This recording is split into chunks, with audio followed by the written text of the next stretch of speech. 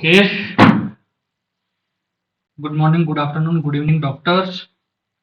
आज जो अपना टॉपिक है फिजियोलॉजी का, वो है सेंट्रल नर्वस सिस्टम का मेमोरी एंड लर्निंग। ठीक है, बड़ा कॉम्प्लिकेटेड टॉपिक रहता है। तुम चाहे गाइटन से पढ़ो, चाहे जीके पॉल से पढ़ो, बड़ा कॉम्प्लिकेटेड है। इधर का इधर, इधर का उधर टिका रखा है। ठीक है, कुछ समझ नहीं आ रहा। मेमोरी का लर्निंग में चिपका रखा है, लर्निंग का मेमोरी में चिपका रखा है, जबकि होती दोनों अलग अलग चीजें हैं, लेकिन फिर भी इंटरचेंज कर रखा है। तो हम इसको बिल्कुल खोल के पढ़ेंगे आज, टॉपिक को खोल के। अलग बातें नहीं बेटा। हाँ, तो सबसे पहले लर्निंग क्या होती है, बात करते हैं इनकी डेफिनेशन से।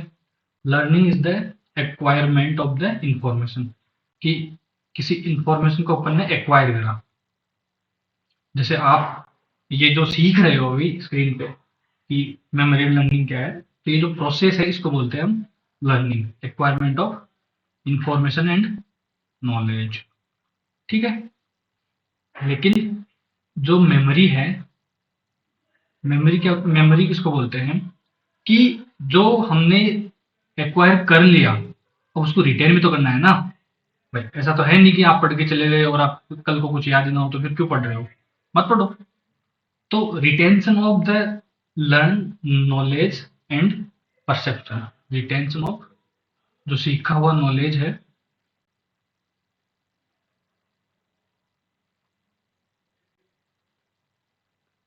एंड परसेप्शन, ये हो गई बेसिक सी डेफिनेशन दोनों की। क्लियर। अब हम स्टार्ट करते हैं अपना टॉपिक लर्निंग से। थोड़ा ढंग से देख तो चाहिए, बड़ा टॉपिक है। अब लर्निंग को हमने आगे चल के दो टाइप में डिवाइड किया। पहला है एसोसिएटिव,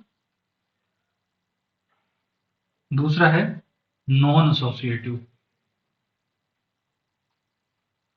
अब नाम से पता चल रहा है एसोसिएटिव, कि हम एक चीज को किसी दूसरी चीज के साथ एसोसिएट करके सीखते हैं। जैसे एक एग्जांपल देता हूं मैं आपको। आप अपने हॉस्टल से निकलते हो, ठीक है, और आपने देखे कि आसमान में काले बादल हैं, और आप कहीं बाहर घूमने जा रहे हो और बीच में आ जाती है बारिश। बारिश आ गई, आप भीग गए। आप भीगे, आपको हो गया बुखार, ठीक है, या कोई वायरल इन्फेक्शन। अब नेक्स्ट टाइम जब भी आप निकलोगे, तो आपको काले बादल देखते क्या याद आ गया, कि बुखार याद आएगा ना। तो आपका एक जो काले बादल है, उससे आपने रिलेट कर दिया बुखार को। तो उसको बोलते हैं एसोसिएटिव लर्निंग, इसको बोलते हैं कंडीशनिंग। जो एसोसिएटिव लर्निंग है उसको हम बोलते हैं कंडीशनिंग, की एक के साथ दूसरी चीज कंडीशनिंग हो गई। नॉन एसोसिएटिव, इसको बाद में डिटेल में डिस्कस करते हैं। पहले बात करते हैं हम एसोसिएटिव लर्निंग की। थोड़ा सा तो टफ है भाई टॉपिक, लेकिन मैं कोशिश कर रहा हूँ बिल्कुल इजी से इजी शब्दों में आपको समझाने की। ये जो कंडीशनिंग है या एसोसिएटिव लर्निंग है, इसको भी आगे दो टाइप में डिवाइड करा है। पहला है क्लासिकल कंडीशनिंग,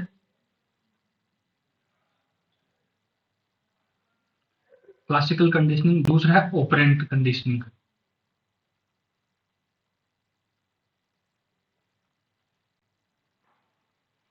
अब क्लासिकल कंडीशनिंग से स्टार्ट करते हैं हम। होता क्या है कि दो टाइप के स्टिमुलस होते हैं। एक होता है कंडीशनल स्टिमुलस और एक होता है अनकंडीशनल स्टिमुलस। जैसे अगर आपके हाथ पे कोई गर्म चीज लगाता है, गर्म चिमटा टच करता है, तो क्या करते हो आप, एकदम से पीछे खींचोगे। आपको ये सिखाने की जरूरत नहीं है, राइट। तो ये जो है इसको बोलेंगे हम अनकंडीशनल स्टिमुलस, कि इसको हमें सीखने की जरूरत नहीं है। ऊंचाई को देख के जो डर अपने मन में पैदा होता है, वो भी अनकंडीशनल स्टिमुलस होता है। ठीक है। अब कोई कुत्ता है, उसे हम खाना दिखाएंगे, तो उसके मुंह से धार तो आएगी ना भाई। तो उसको क्या बोलेंगे हम, अनकंडीशनल स्टिमुलस। ठीक है, तो इसको मैंने बोल दिया शॉर्ट फॉर्म में यूसीएस। तो हमने क्या करा, क्लासिकल कंडीशनिंग में क्या होता है कि एक अनकंडीशनल स्टिमुलस के साथ हम दूसरा कंडीशनल स्टिमुलस देते हैं। तो जो अनकंडीशनल स्टिमुलस पे रिस्पॉन्स आता है, वो रिस्पॉन्स कंडीशनल स्टिमुलस पे भी आने लगता है। चलो एग्जाम्पल की बात से बात करते हैं। एक कुत्ता है, उसको हमने फूड दिया, उसको हम फूड दिखाते हैं, ठीक है। उसके मुंह में आते सलाइवेशन, तो ये हो गया अनकंडीशनल स्टिमुलस। लेकिन हमने क्या करा, अब इस अनकंडीशनल स्टिमुलस के साथ एक कंडीशनल स्टिमुलस क्या करा, हमने बेल बजा दी। जैसे ही खाना दिखाया, नहीं पहले बेल बजाई फिर खाना दिया, तो ये कंडीशनल स्टिमुलस क्या है इसमें, जो हमने घंटी बजाई है, बेल बजाई है वो। और अनकंडीशनल स्टिमुलस क्या है, फूड। तो इसकी वजह से क्या होगा, डॉग में सलाइवेशन होगा। अब हमने ये प्रैक्टिकल 15-20 दिन तक करा, और हमने कुत्ते में चोट कर दी एक दिन। हमने क्या करा, बेल तो बजाई लेकिन फूड नहीं दिखाया। लेकिन हमने क्या देखा कि उस केस में भी कुत्ते के सलाइवेशन हो गया। तो ये जो अनकंडीशनल स्टिमुलस है, इसकी वजह से ये जो कंडीशनल स्टिमुलस है उसका भी सेम रिस्पॉन्स आने लग गया। तो इसको बोलते हैं क्लासिकल कंडीशनिंग। अब इसके बहुत सारे एग्जांपल्स और भी हो सकते हैं, लेकिन एक एग्जांपल बहुत है अपने लिए। दूसरा दूसरा जो एसोसिएटिव लर्निंग का पार्ट है वो है ऑपरेंट कंडीशनिंग। ऑपरेंट से नाम से पता चल रहा है कि इसमें हमें खुद को काम करना पड़ेगा, या जो ऑब्जेक्ट है उसको खुद को काम करना पड़ेगा। अभी तो हमने क्या करा, कुत्ते के सामने ले जाके रख दिया, कभी रखा कभी नहीं रखा, वो सारा काम हम कर रहे थे। लेकिन अब यहाँ पे जो एफर्ट्स हैं वो कुत्ता, बिल्ली, जो भी अपना ऑब्जेक्ट सब्जेक्ट है वो डालेगा। तो एक एग्जांपल से हम इसको समझना चाहेंगे कि ये एक पिंजरा है, ये इसमें एक चूहा है। चूहा बड़ा गंदा बनेगा, पहले बता रहा हूँ, पता नहीं क्या ही बनाया चूहे के नाम पे। सॉरी। यहाँ पे एक लीवर है, ठीक है। अब इस लीवर को दबाने से क्या हो सकता है कि या तो इसको करंट लग सकता है या फिर इसको खाना मिल सकता है। तो अब क्या होगा, हमने पहले केस में यहाँ पे रेड लाइट ऑन कर रखी है, रेड लाइट ऑन कर रखी है। और जब रेड लाइट ऑन होती है और जब चूहा रेड लाइट ऑन होने पर इस लीवर को प्रेस करता है, तब उसको करंट लगता है, ठीक है। दूसरा केस क्या है कि जब ग्रीन लाइट ऑन होती है सेम पिंजरे में, सेम चूहा है ये अपना, चूहा बना लो भाई, 1 मिनट रुको, कोई नालायक ये ना बोले कि चूहा पता नहीं कैसा बनाया। जब ग्रीन लाइट ऑन होती है और जब ये इसको प्रेस करता है तब उसको मिलता है खाना, खाने की चीजें मिलती है इसको। तो चूहे ने क्या सीखा कि भाई साहब जब जब रेड लाइट ऑन है तब तक लीवर के पास मत जाओ, और जब जब ग्रीन लाइट ऑन है जाके लीवर को दबा दो। तो इसमें ऑपरेंट कंडीशन में हमने दो चीज देखी कि जब ग्रीन लाइट में वो लीवर को प्रेस कर रहा है तो उसको मिल रहा है रिवॉर्ड, और जब वो रेड लाइट में लीवर प्रेस कर रहा है तब उसको मिल रही है पनिशमेंट। तो डिपेंडिंग ऑन द बिहेवियर कि वो कब क्या बिहेव कर रहा है, ऑपरेंट लर्निंग में रिवॉर्ड एंड पनिशमेंट का कॉन्सेप्ट होता है। पनिशमेंट जब मिलेगी तो चूहा क्या करेगा, ऑब्वियसली लीवर प्रेस नहीं करेगा, पागल थोड़ी है वो, उतना तो इसको भी समझ आता है। तो इसको बोलते हैं नेगेटिव री इन्फोर्समेंट। सॉरी, ये पॉजिटिव बना दिया क्या मैंने, एक सेकेंड।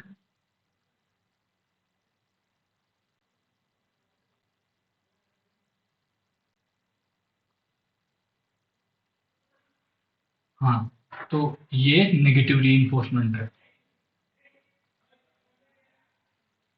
लेकिन जो रिवॉर्ड मिला है भाई, जिस चीज में रिवॉर्ड मिला है उसको तो हम बार बार करना चाहेंगे।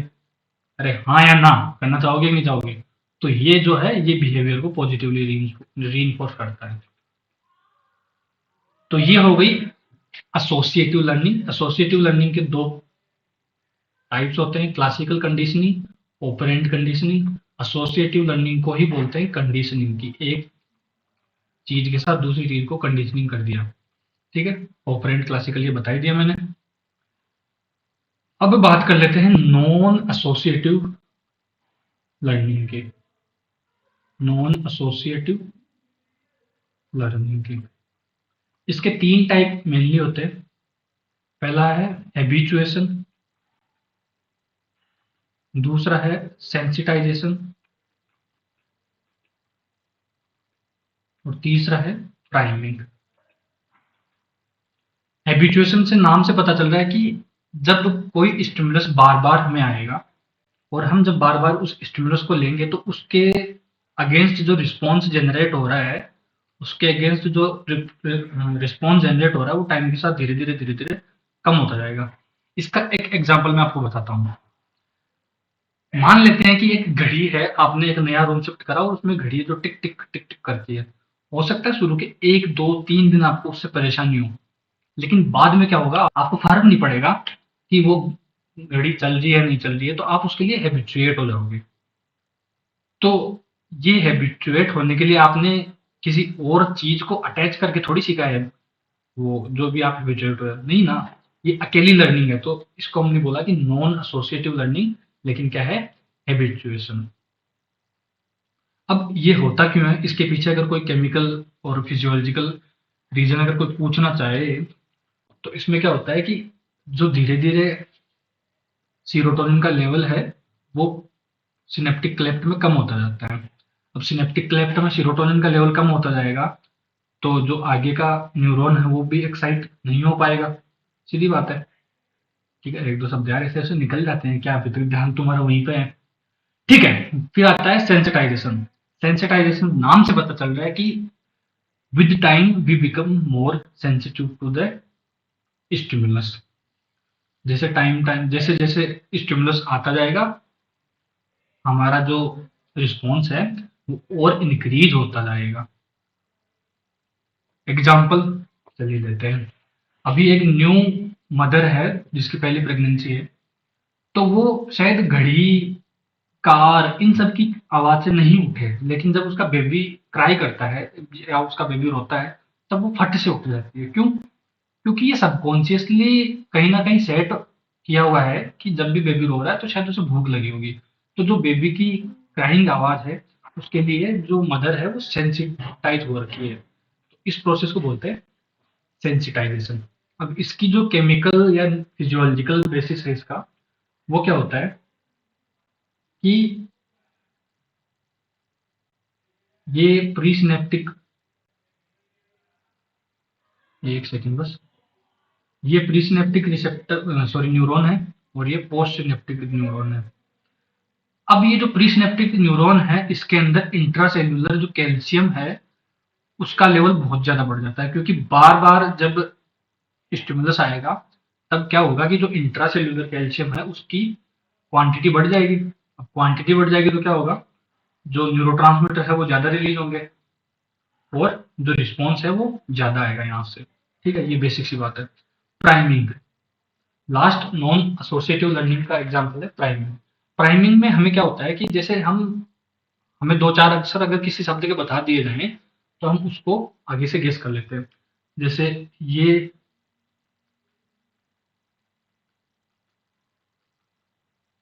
सही तो गलत हो गया यार, एक सेकंड बस, दोबारा बनाता हूँ।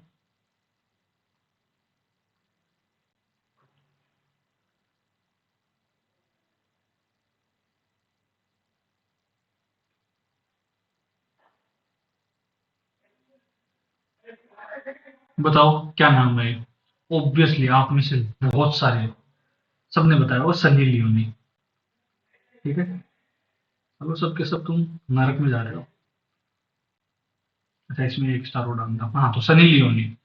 तो मैंने क्या करा, यहाँ से कुछ वर्ड उठा दिए, कुछ लेटर खा गया मैं, लेकिन फिर भी आपने गेस कर लिया। तो इसी प्रोसेस को बोलते हैं प्राइमिंग। तो ये भी एक लर्निंग का तरीका होता है। तो नॉन एसोसिएटिव में 3 मेन टाइप आपको लिखने हैं एग्जाम में।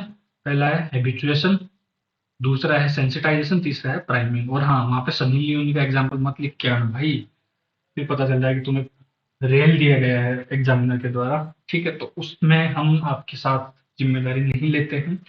अगर कोई नुकसान हो जाता है तो आप उसके स्वयं जिम्मेदार होंगे। एनीवेज, फिर बात करेंगे हम मेमोरी के बारे में। मेमोरी, मेमोरी माने retention of the perception and knowledge and experience and what ever. अब मेमोरी में होता क्या है, आपको कभी ऐसा सोच में नहीं आया कि यार ये मेमोरी सेव कैसे होती है, हमें याद कैसे रखती है चीजें। लाइक हमारे अंदर कोई स्टोरेज तो है नहीं। नॉर्मल पीसी में तो स्टोरेज होती है जहाँ पे हम जाके स्टोर कर देते हैं, लेकिन हमारे ब्रेन में ऐसा क्या होता है मेमोरी के टाइम पे कि हमें वो चीजें याद रह जाती है। तो ये क्या करता है, ये सिनेप्टिक चेंजेस करता है, सिनेप्टिक चेंजेस करता है।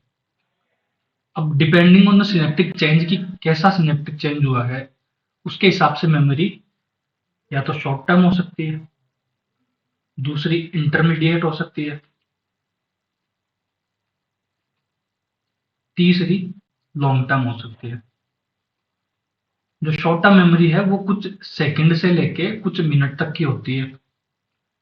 इंटरमीडिएट जो मेमोरी है वो कुछ मिनट से लेके कुछ घंटों तक होती है, और जो लॉन्ग टर्म मेमोरी है वो कुछ दिनों से लेके कुछ सालों तक होती है। ठीक है, तो starting with short term memory.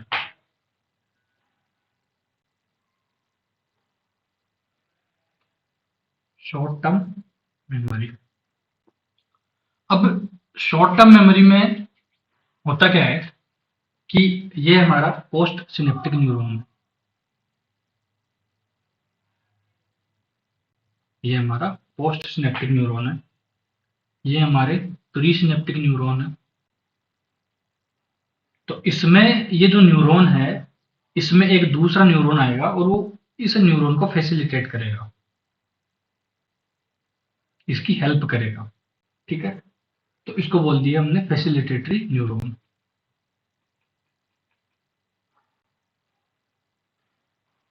भाई अगर नॉर्मल ये रहता, नॉर्मल अगर एक न्यूरॉन दूसरे न्यूरॉन को अगर स्टिमुलेट करता तो ये जल्दी से खत्म हो जाता। लेकिन अगर ये न्यूरॉन साथ में काम करेगा ये वाला, तो ऑब्वियसली सीधी बात है कि ज्यादा देर तक इफेक्ट रहेगा। जो यहाँ पे डीपोलराइजेशन या अगर हाइपर पोलराइजेशन जो भी होगा वो ज्यादा देर तक रहेगा। ठीक है, तो यहाँ से जो न्यूरो रिलीज होते हैं इन दोनों से मिला के वो ज्यादा देर तक चेंज को मेंटेन करके रखते हैं, और वो ज्यादा देर कितना है वो है कुछ सेकंड से लेके कुछ मिनट तक। तो ये इसको बोलते हैं फैसिलिटेशन। ठीक है, दूसरा आता है इंटरमीडिएट मेमोरी। इंटरमीडिएट मेमोरी, इसका जो क्लासिकल मैकेनिज्म होता है वो होता है पोस्ट टिटेनिक पोटेंशिएशन। पोस्ट टिटेनिक पोटेंशिएशन, नाम से पता चल रहा है कि टिटेनी हो चुकी है। टिटेनी का मतलब क्या होता है कि accumulation of calcium in the cell. तो दोबारा से न्यूरॉन बनाता हूं अपना एक, और ये एक दूसरा न्यूरॉन है।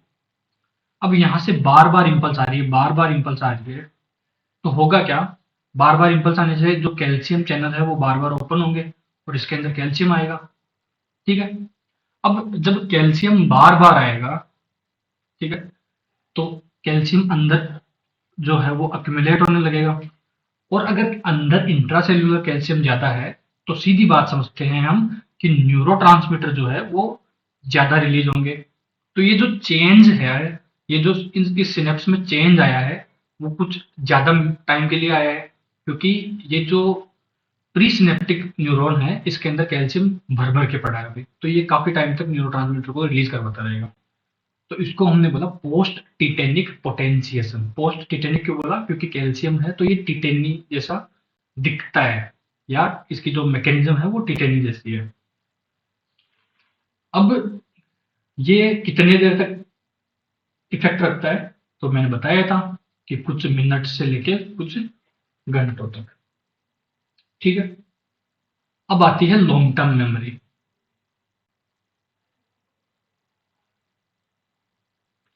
ये जो लॉन्ग टर्म मेमोरी है इसके अंदर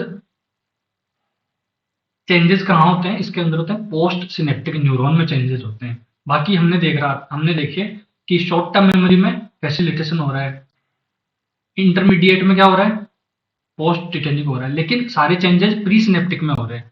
लेकिन जो लॉन्ग टर्म मेमोरी है उसमें जो टर्म यूज करते हैं हम वो होता है long term potentiation. Long term potentiation, ये हमारा प्री सिनेप्टिक न्यूरॉन है, ये हमारा पोस्ट सिनेप्टिक न्यूरॉन है। अब होता क्या है कि यहाँ से रिपीटेड स्टिमुलस आता है। भाई याद करते हो तो क्या करते हो, बार बार पढ़ते हो ना उसको, तो न्यूरल पाथवे बना रहे हो बार बार पढ़ के। तो यहाँ से बार बार न्यूरोट्रांसमीटर रिलीज होगा, न्यूरोट्रांसमीटर यहाँ से अंदर जाएगा और अंदर जाके यहाँ से कैल्शियम चैनल ओपन करेगा। अब ध्यान रखना, जो कैल्शियम चैनल ओपन हुए हैं वो पोस्ट सिनेप्टिक न्यूरॉन में हुए हैं।